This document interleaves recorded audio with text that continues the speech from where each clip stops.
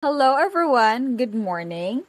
So this morning I will be discussing Module 25, Assessment Strategies that can increase motivation and outcome-based teaching learning. Our objective today is to know how to make assessment more motivating for students. Next, appreciation of assessment as process to evaluate and facilitate learning. And lastly, explain how outcome-based teaching learning leads to effective assessment. Now, we will be talking about assessment strategies. So first, what is assessment? Kung may assessment, this refers to the wide variety of methods or tools that educators use to evaluate, measure, and document the academic readiness, learning progress, skill acquisition, or educational needs of students. Also, assessment is an indispensable part of the teaching learning process, and it is meant to ensure that learning takes place. We are all familiar now with assessment already, di ba? Assessment is an essential part of teaching and learning. Kini siya is very important sa education because makatabang ni siya both teacher ug student understand how well learning is happening. So, sa ato teachers, future educators, ang assessment makatabang ni siya to check kung atong gigamit na teaching strategies or method kay effective ug nasabtan ba jud sa student. Through this, if at the end makita gyapon nato na murag ga-struggle gihapon ang student, medyo dili jud fully grasp ang materials, ang lesson, then kita teacher, we can readjust our approach. For student naman, through assessment, diri makita ila progress ug unsa ila nasabtan ug asa sila hina na part na kinahanglan na i-improve. We have different kinds of assessment, diba? Natay assessment before magsugod ang lesson, naputay assessment after. But kasagaran jud na assessment usually at the end of the lesson. Assessment is meant to ensure that learning takes place. Pero, possible rin ni siya kung ang assessment process kay makamotivate sa estudyante. Pero, kasagara ga kahitabo o nahibawan, pumutag assessment as a process kay pero dili siya makamotivate, no? Makathreaten siya instead of makamotivate. So, the question, is assessment motivating or threatening? I've asked few of my classmates, few fellow students, this question. And their answer jud mostly is, ang assessment kay threatening. Nga naman, ana sila kay, maka-pressure daw, makakulba, lahi ra jud ang mahatag niya na anxiety, o especially ang expectation. How assessment affects learning? Kita estudyante makita nato atong teachers, they spend hours, countless hours mag-check, mag-grade o mag-comment sa papers nato na estudyante. Hoping na this way makita sa student na dapit ang sipyat, unsay sipyat, ngano na sipyat. This way ang kabalo siya angay niya buhaton in order to improve. But instead, if madawat na sa estudyante ang papel, tas makita nila ang score, makita nila ang correction, since muni ang una manotice, instead na basahon, i-review, tas i-mind na, ay, inaniun day dapat, ay, sunod, inaniun na nako. Ang himuon sa student, pumuton ang papel, ilabay, or like, i-disregard raditso, ang papel, dili na dali usahay basahon. While we must evaluate our students' work, we need to develop opportunities sa ato student na kanang i-take nila into consideration ang ato ang corrective feedback to develop the next step for meeting the learning targets na ato ang giset. Kaning motivating student, dugay rani na problema concern sa educators. So naatay duha ka kinds of student, diba? Naay difference ang good student o weak student. Ang good student kanang kaya niya i-absorb ang feedback given, no, tas gamiton nila to improve. However, the weak student kay naay trouble understanding feedback o kinahanglan pa dapat na natay ihatag sila na specific next step in order for them to see the path towards understanding. No, ang weak student kay kasagara give up na dayon sa pagsabot sa comment feedback. They take it wrong. No, like nasad.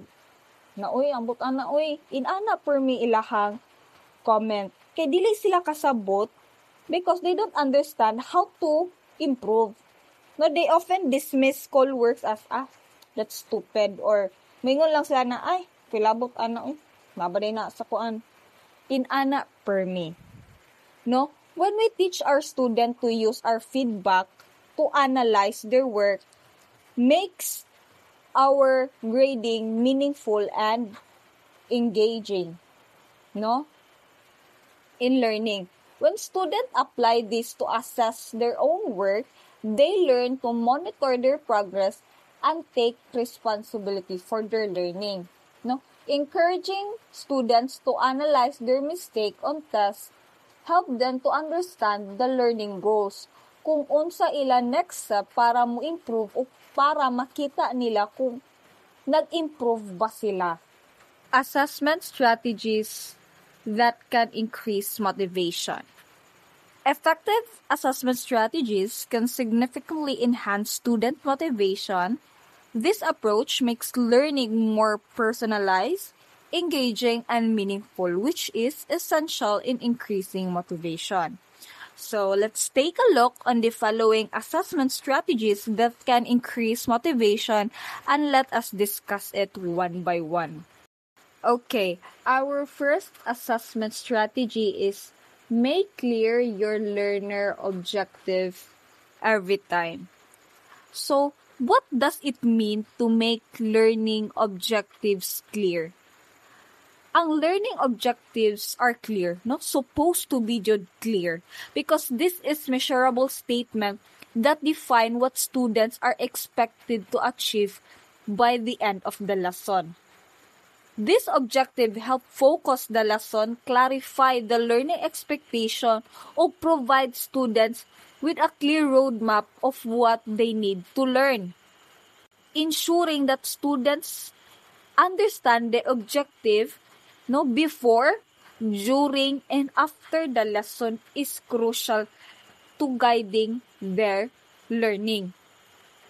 When ang objective kay clear, students can focus their attention on the key points of the lesson and understand how their progress will be assessed. It helps students to know what to expect, minimizing the confusion and frustration.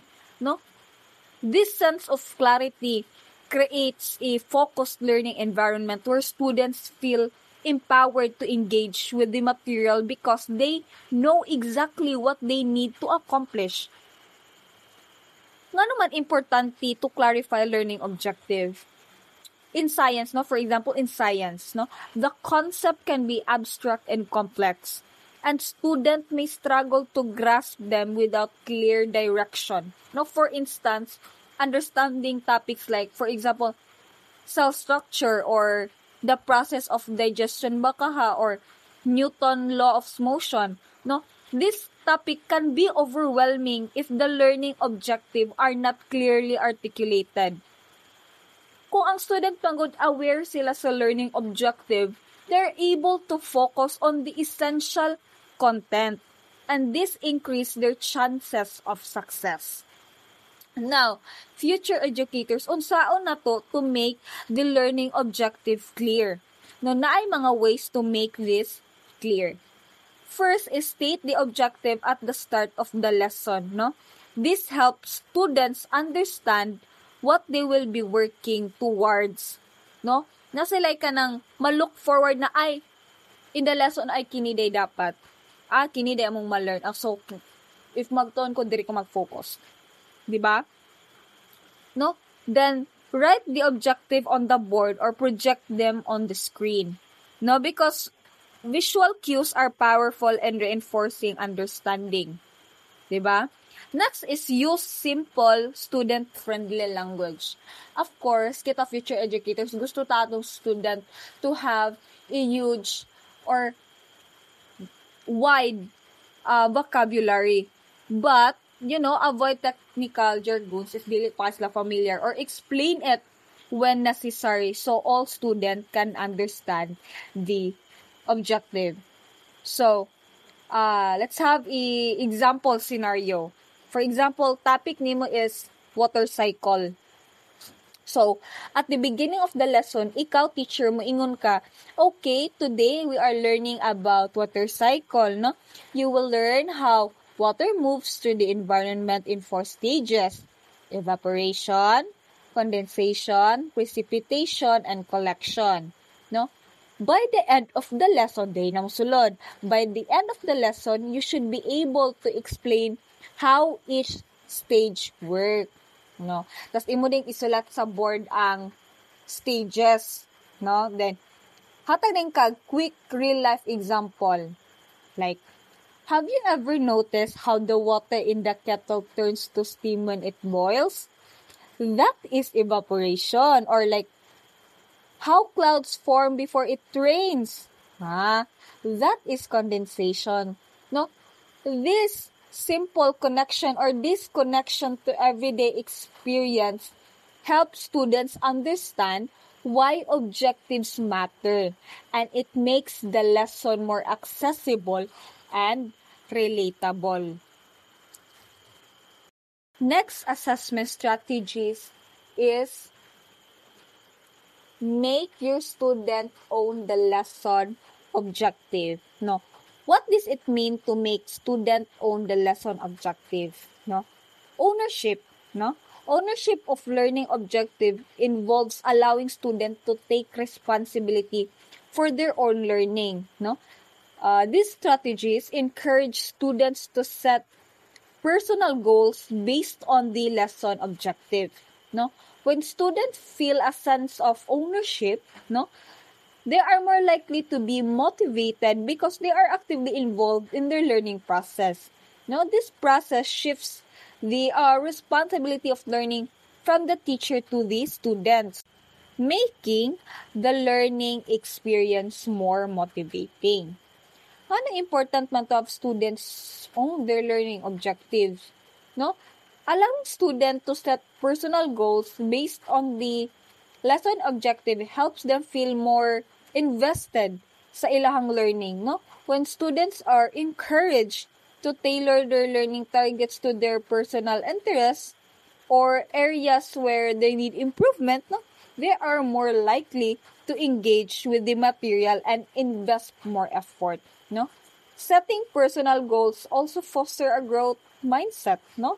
Okay, when students feel that they can progress on their own pace, they are likely to feel threatened or discouraged, no? Instead, they see learning as a gradual process where they can continuously improve.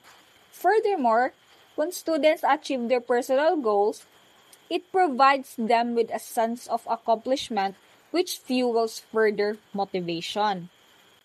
The next strategy is engaging student in self-assessment, or engage your student in self-assessment. Self-assessment means allowing your student to evaluate their own learning progress. No, instead of relying lang yun solely on the teacher to tell them how they're doing, no, students take an active role in understanding their strengths, no, and their identifying areas for improvement and finding ways to meet their goal. Now, this approach, my God, is especially helpful because it makes students more responsible for their own learning. No, why self-assessment matters, man? No, It promotes self-reflection, no? Encourage responsibility or builds confidence. Why? No? Promotes reflection. When students think about their own work, they become more aware of what they did well and what needs improvement. No, by setting their own target and tracking their progress, student learns to take ownership of their learning process. No, as the student track their progress over time, no, they can see how much they improve, which boosts their confidence. Next is using criterion reference assessment. Criterion reference assessment focuses on comparing a student performance to a specific standard or goal. Dili katong performance of other student. Mingon na itong i-compare sa performance of other student. That is norm reference assessment. But mingon tag criterion reference assessment, no, this is comparing student performance to a specific standard or goal or criteria na giset nimo.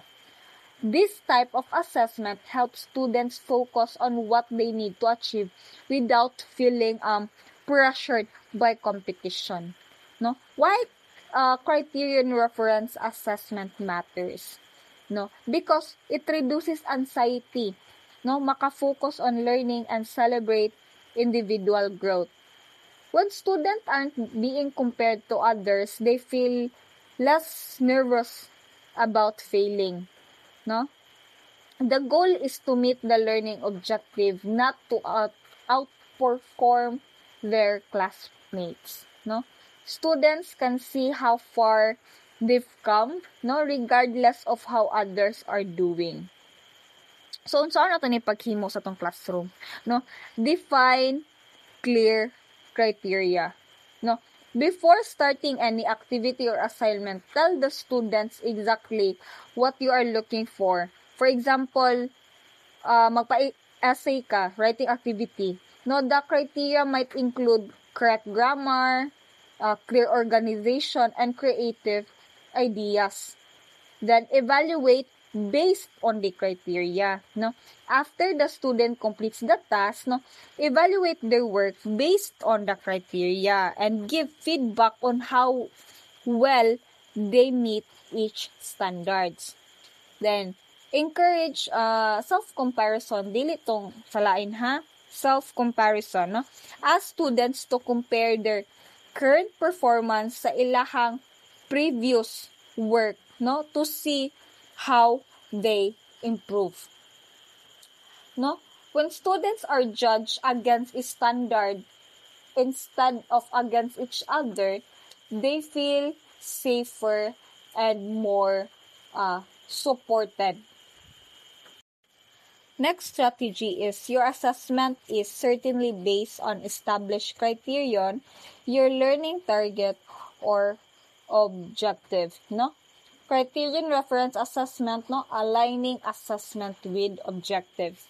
No, criterion reference assessment means the students, no, atong discussed previously, means that student performance is measured against a clearly defined learning objective or standards rather than being compared to the performance of their peers. No, kini maka-ensure ta na the assessment are fair and directly tied to what students are expected to learn.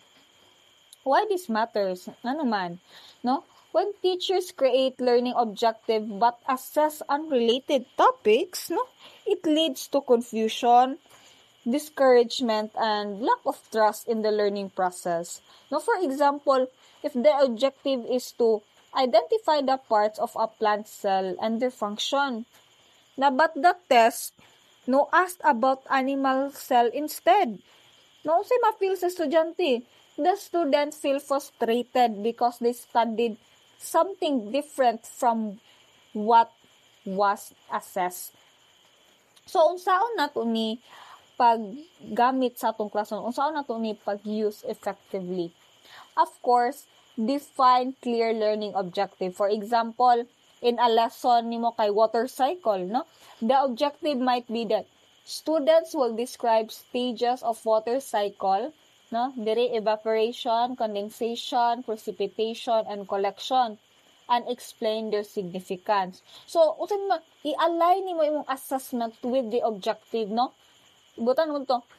Or imong himon is design assessment that directly test the skills, no? This could include labeling a diagram ba of water cycle or explaining what happens during evaporation and so on, no? By assessing only what was taught, no, students stay focused and confident because they know exactly what is expected, no? It eliminates confusion and ensure fairness. Next assessment strategy is inspire your student to have a mastery focus rather than performance focus. Fostering a mastery focus approach, no, a mastery focus, no, emphasize learning for understanding and skill development, no, rather than simply aiming for like high grades or outperforming the classmate or the peers.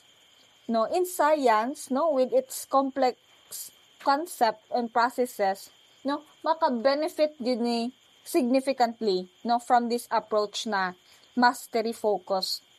Because students often need multiple opportunities to grab or grasp challenging ideas. So, in science, kabalutan na, grabe ka complex, daghan kay kuan. No, it's more than memorizing.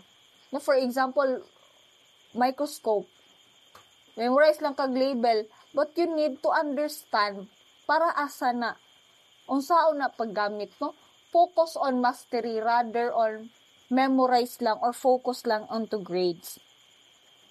So, students with a performance focus often becomes anxious about grades and may avoid risk or challenging tasks for fear of failure, of course.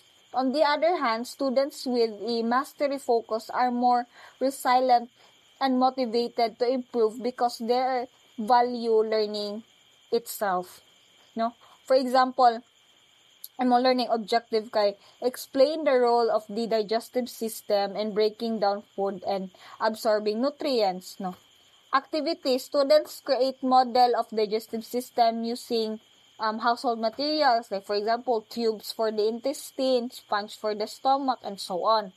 So, ang mastery approach, diri mo sulod, if students struggle to explain how the stomach breaks down food, no, the teachers reassures them.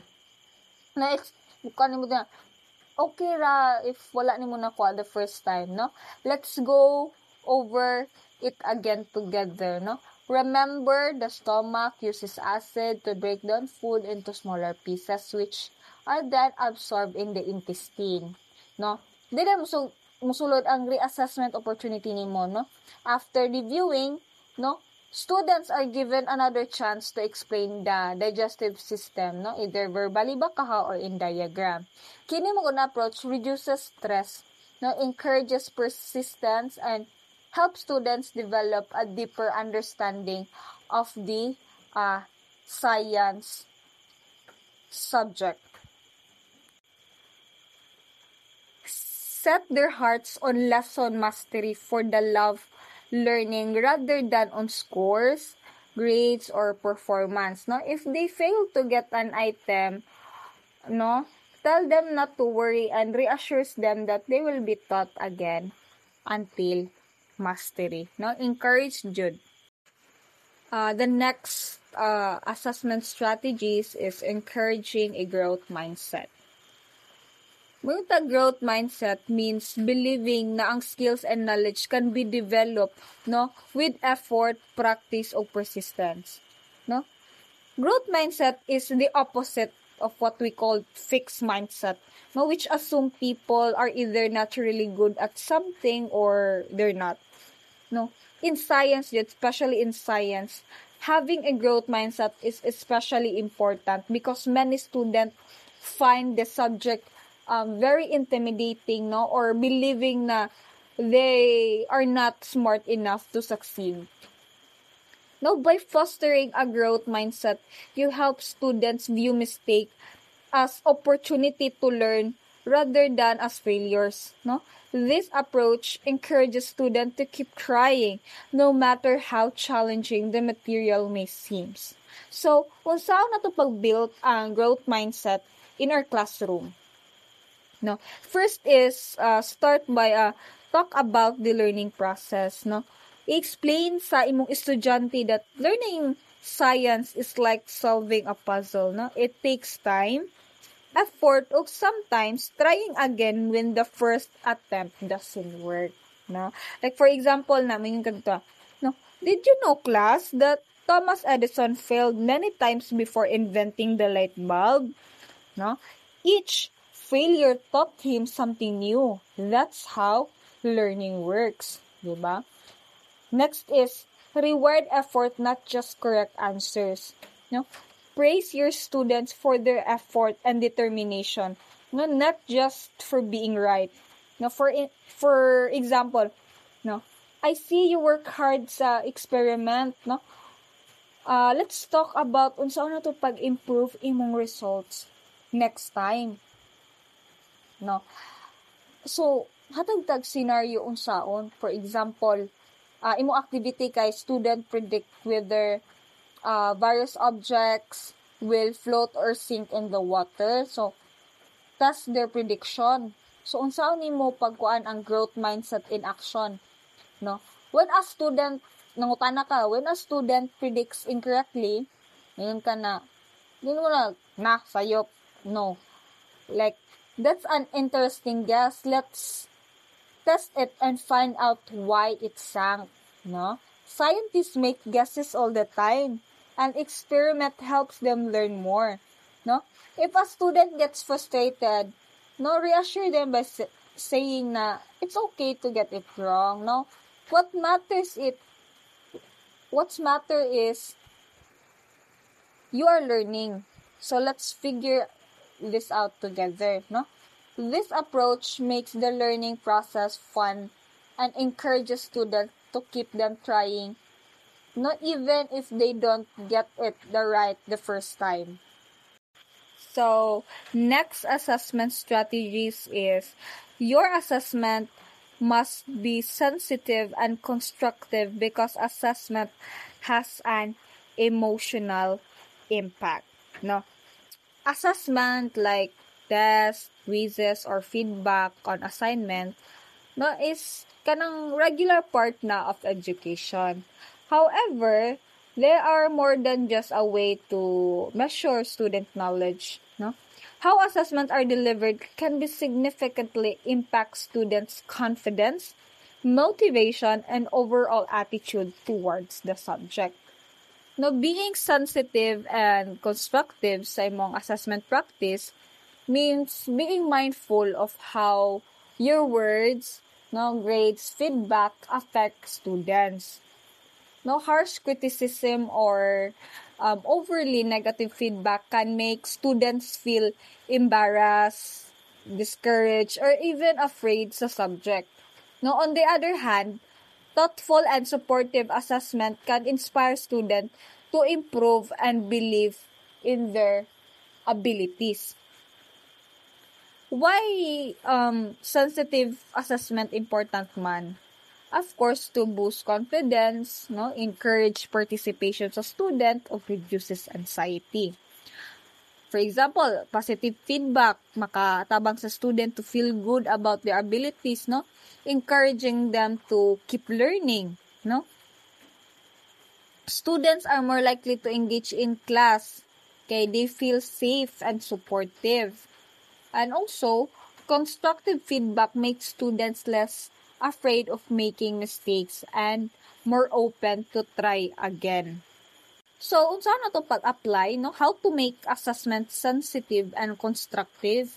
No, use encouraging language. No, kung mag-provide ka feedback, focus on what the student did well first. For example, oh, you explained the first part of the water cycle really well. So, let's work on improving how you describe evaporation.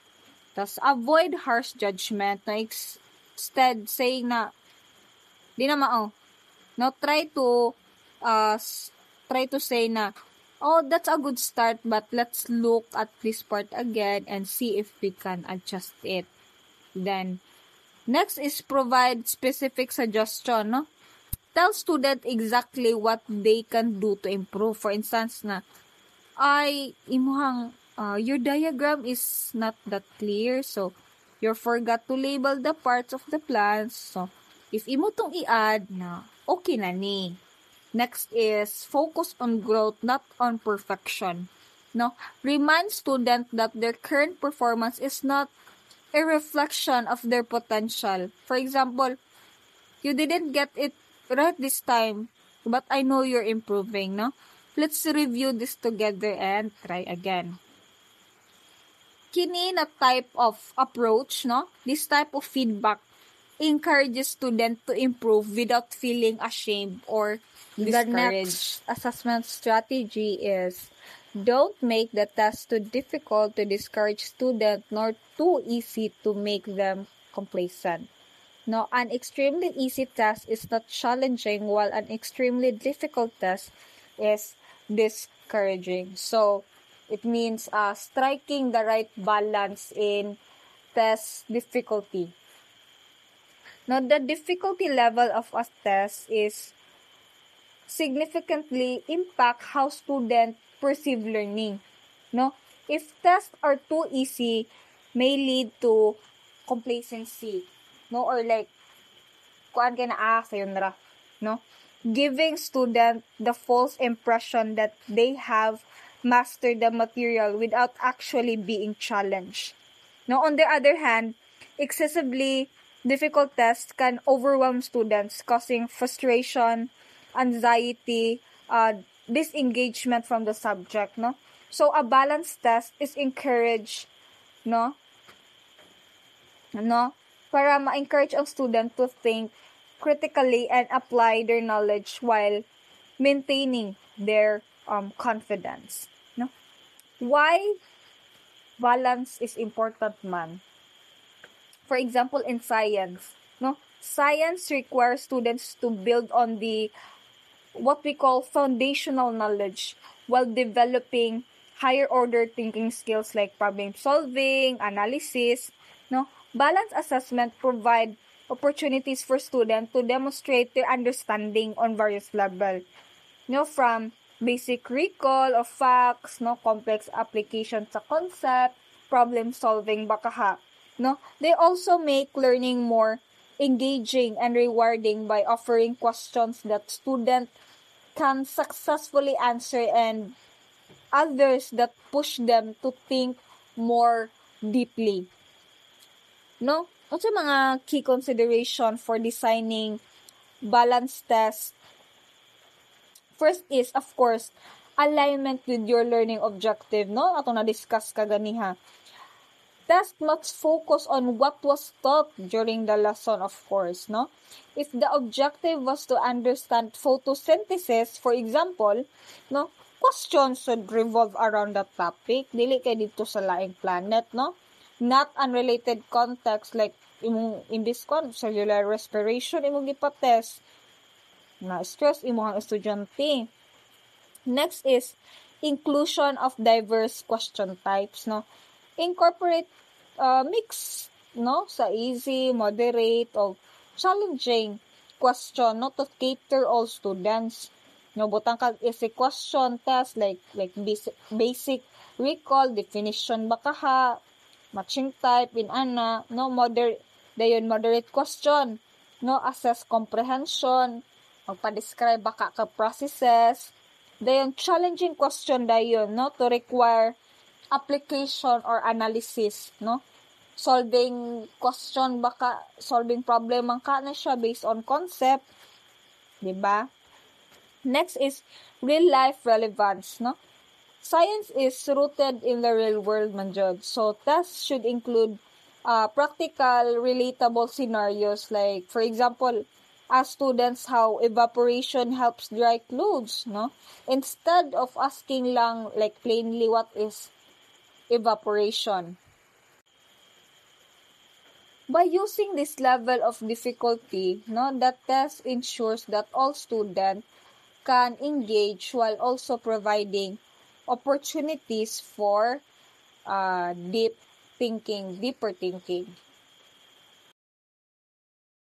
So the last assessment strategies is communicate resolved feedback or providing constructive and timely feedback. A teacher facilitates learning by providing students with important feedback on their learning areas. So, kabalutan na feedback is a critical component of effective assessment, no? It bridges the gap between what students know and what they need to learn. So, ang constructive feedback goes beyond assigning lang a grade, no? It highlights the strength, identifies the areas of improvement, and offers guidance on how to improve. No, kung ang feedback is timely and delivered on a positively tone, no, it helps students view mistake as opportunities to learn rather than failure to fear.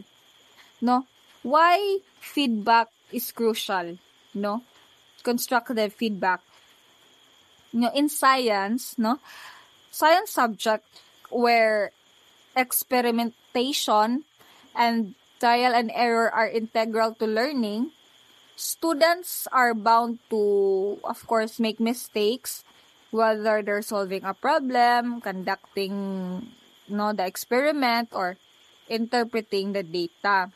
Feedback helps them to, of course, understand what went wrong, why it went wrong, and how they can correct it, no? This process nurtures a growth mindset where students recognize that effort and persistence lead to improvement. Now, let's proceed to outcome-based teaching and learning.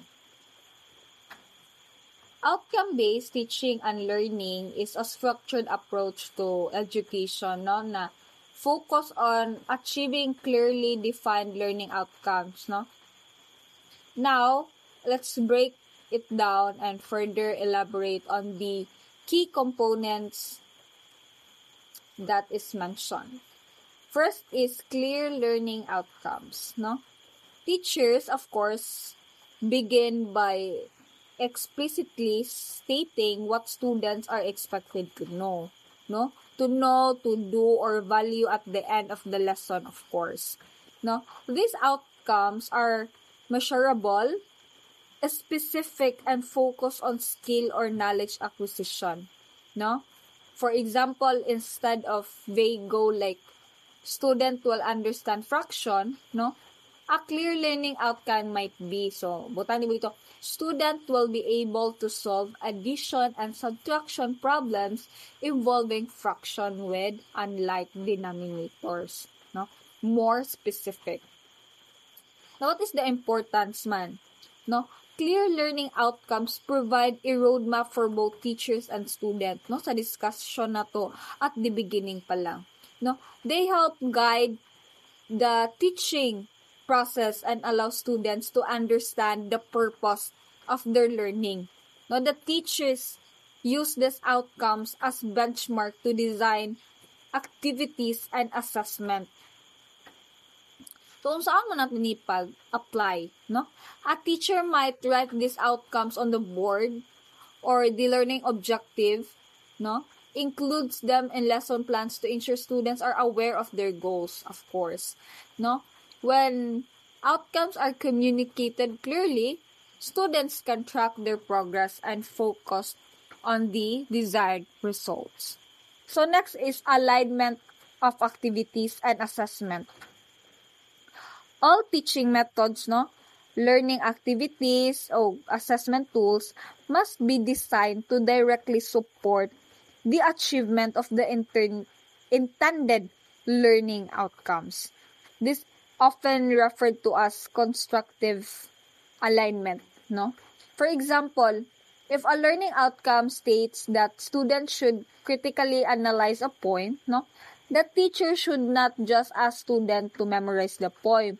Instead, No, activities might involve like group discussion to analyze on-site theme and figure of speech.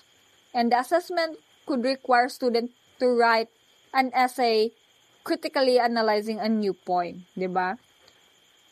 And this alignment ensures that students are not surprised by assessment that feels disconnected from what they've learned. It also avoids wasted time on activities that do not contribute to the intended goals. Now, the next one is enhanced understanding. No, by having clear outcomes and aligned activities, no, students gain a full understanding of what is expected of them. No, this minimizes confusion or anxiety. No, as learners know what they need to accomplish and how they will be evaluated. What is the benefits man ani? When students understand the why, no, behind their learning task, they are more likely to engage meaningfully. No, they can also focus their efforts on achieving the goal rather than second guessing unsay gusto sa ilahang teacher. Of course, ikaw, teacher role nimo, no, teachers play a critical role in regularly clarifying outcomes throughout the lesson or course.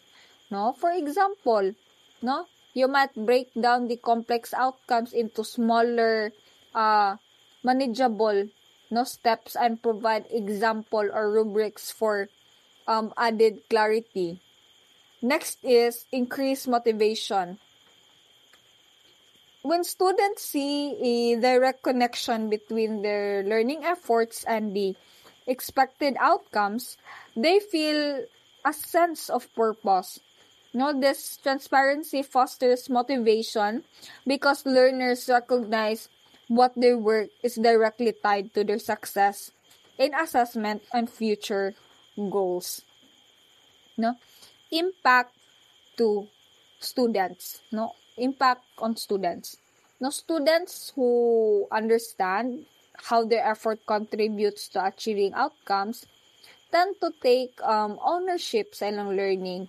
No, this can lead to higher engagement, self-confidence, or persistence in overcoming challenges.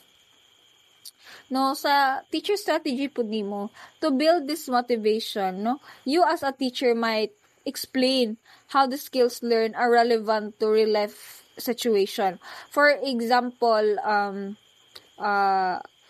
example fractions, no? Understanding fractions will help you when you are managing your finances or you are following recipes, no?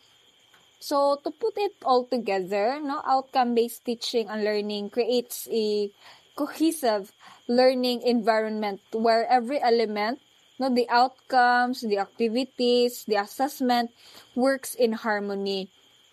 Here's how process looks in practice, no, in short ones, no. Start with outcomes, no. You as a teacher establish what student needs to achieve. Next is design aligned activities, no? Learning activities are crafted to help students practice the skills or knowledge needed to meet the outcomes. Next is develop aligned assessment, no? Evaluation task directly measures the achievement those outcomes, no? Next is communicate throughout, Jude. Teachers reinforce understanding and motivation by regularly referring to the outcomes and showing students their progress, no? All in all, no, by implementing OBTL, educators ensures that teaching becomes more, intentional and student-centered. No, this approach not only enhances student learning but also ensures accountability on the part of the educators to deliver a meaningful and impactful education, no? If you are preparing to apply this, no, in the future, especially kita, no, in our classroom, no, as a future educator, no, focus on how you can write measurable outcomes and create activities that are meaningful, no? and impactful in education. No? Create activities that are meaningful and those outcomes while keeping the students informed and motivated throughout the process. The conclusion emphasizes the importance of viewing assessment as a process that facilitates learning rather than merely evaluating it. It highlights the assessment should motivate students and be seen as integral to the teaching learning process. No? The module advocates for aligning teaching activities and assessment tasks with clear learning outcomes to reduce confusion and frustration among students, thereby increasing their motivation. No, ultimately, it encourages educators to appreciate assessment as a valuable tool for enhancing student learning as reflected. No? Additionally, it concludes with reflective exercises, no? Prompting educators to consider ways to improve assessment and recognize the valuable assessment in supporting their student learning journey. No, the whole point is to emphasize the importance of assessment as a tool for facilitating learning rather than just evaluating it. No, this discussion highlights the assessment should be an integral part of the teaching learning process, no, helping our student to focus their learning, set personal standards, and reflect on their performance, no, by making assessment clear, engaging student in self-assessment, and aligning teaching activities with learning outcomes, no? This way, educators can create more motivating and less threatening environment for students. No? This approach not only improves learning outcomes but also enhances student motivation. So that's it for my discussion. Thank you for listening and thank you for your attention. Good day.